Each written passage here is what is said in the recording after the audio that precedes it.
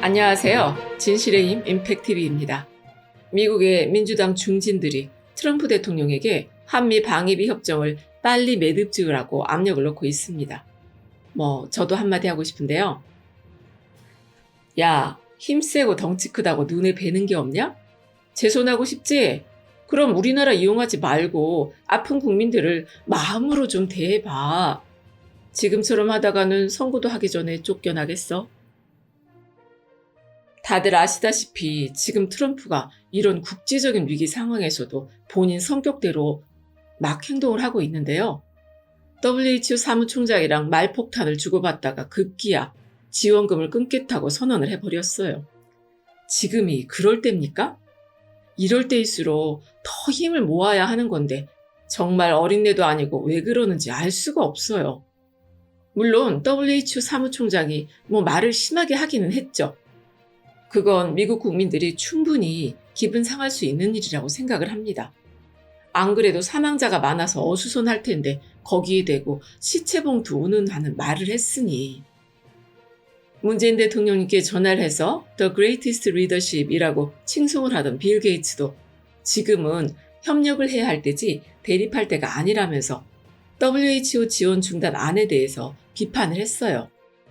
막상 트럼프가 WHO 지원금을 끊겠다고 하니까 미국 내 여론이 좋지 않은 거죠. 거기다가 5월부터 경제활동을 재개할 거라고 하면서 자기가 미국 대통령으로서 전적인 권한을 가지고 있다는 말을 해서 뉴욕 시장이랑도 한바탕 했는데요. 미국은 연방국가 아닙니까? 미국을 오매 불만 그리워하느라 시위 때마다 성조기를 들고 나오시는 분들은 미국이 연방제 국가라고 하면 그럼 미국이 공산주의 국가냐고 그럴지도 모르겠는데요.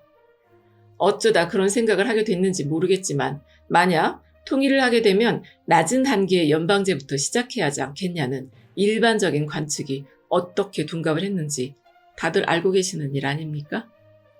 어쨌든 미국은 건국 때부터 지방정부의 독립적 권한을 폭넓게 인정해 왔고 중앙정부와 서로 업무를 나누고 협조적인 관계를 유지하면서 지내왔는데요. 이번에 트럼프가 자기 마음대로 하겠다고 하니까 뉴욕 시장을 비롯한 몇몇 주지사들이 미국에 왕이 있었냐면서 발끈하고 나선 거죠. 그런데 이번에는 민주당 의원들이 한미 방위비 협상 문제를 가지고 목소리를 내고 있습니다. 다들 총선이다 뭐다 해서 사실 한미 방위비 문제에 대한 관심이 많이 없으셨을 거예요. 저도 내 코가 석잔데 싶은 생각이 들어서 그때 뉴스를 전해드리지 않았었는데요. 4월 초에 몇몇 언론들에서 한미 방위비 협상이 잠정 타결이 됐고 미국이 인상폭을 대폭 낮춘 양보안을 제시해서 5년 계약이 유력하다는 뉴스들도 나오지 않았었습니까? 그런데 이게 알고 보니 실무진들이 13% 정도 인상안으로 세부 사항까지 모두 조율을 해서 최종 타결안을 만들어 놨는데 트럼프 대통령이 그걸 거부해서 막판에 틀어져 버렸다는 겁니다. 트럼프가 11월로 예정돼 있는 대선을 염두에 두고 반드시 대폭 인상을 이뤄내야겠다는 생각으로 도장을 찍지 않았다는 거죠. 정말 어느 나라나 자기 욕심 때문에 국가의 대사를 그르치는 지도자들은 있게 마련인 모양입니다. 그런 지도자를 만나면 국민들이 고생고생을 하게 돼 있다는 거 우리나라 국민들만큼 잘 아는 사람들이 또 있을까요? 보다 못한 미 상원 외교위원회 민주당 의원들이 폼페이오 국무부 장관에게 공개 서한을 보냈다는 거예요. 그 편지에서 미 정부가 한미 SMA 종료 후 4개월 동안이나 협상을 마무리 짓지 못한 것에 대해 유감을 표한다고 하면서 한미 동맹은 공유한 희생을 통해 피로 맺어진 동맹이고 한국과의 건강하고 튼튼하며 굳건한 동맹은 인도태평양 지역에서 미국의 안보 이익을 위한 핵심 축이라고 한미 관계를 평가했습니다. 이건 다들 알고 있는 일이죠.